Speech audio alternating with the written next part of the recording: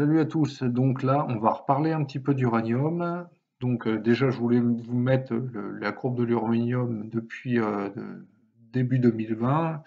On voit bien qu'on est dans une tendance haussière sur ce court terme, du moins moyen terme. Mais bon, par rapport au cycle d'uranium, c'est plutôt du court terme. Et je vais vous montrer également le prix de l'uranium depuis plusieurs décennies. Donc c'est ce qu'on regarde maintenant. Et on voit, voilà, donc depuis les années 90, hein, donc on a eu une phase un petit peu plate, et puis dans les années 2000, ça a augmenté, hein, ça a même explosé. Et puis là, on a eu une belle tendance baissière à cause de Fukushima, hein, depuis 2011 jusqu'à 2018, hein, ça a pas mal corrigé, et on voit bien qu'on a cassé cette ligne descendante et on repart vers une phase ascendante. Jusqu'à combien, j'en sais rien, moi j'irais bien 80 $. Alors, donc là, c'est le spot price que vous pouvez voir sur Cameco, hein, je l'ai pris sur Cameco.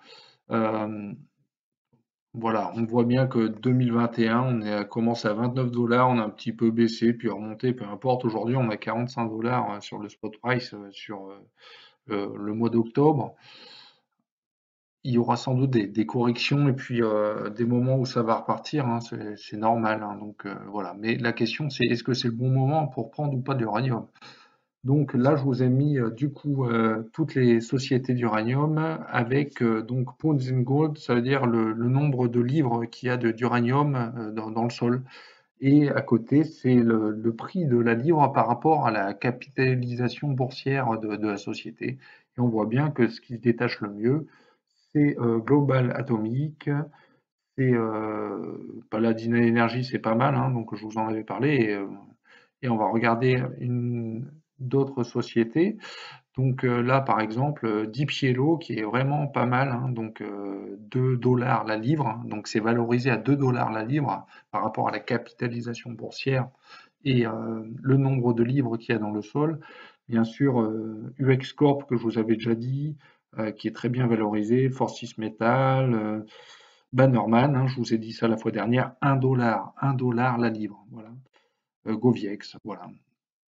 Et puis donc les dernières sociétés, donc Goviex que je viens de vous parler, celles où il n'y a rien, c'est qu'elles sont encore en prospection ou elles sont en étude sur certaines zones géographiques, elles n'ont pas forcément mis ce qu'il y avait dans leur sol, hein, donc voilà.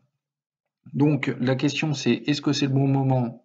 Peut-être que vous allez subir une correction si vous prenez maintenant de l'uranium.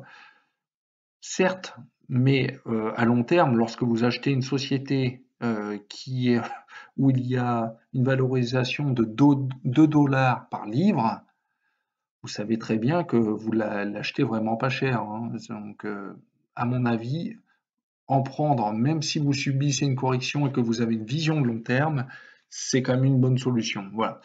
Alors, sauf bien entendu une crise due à un Fukushima ou un Tchernobyl. Merci et à bientôt.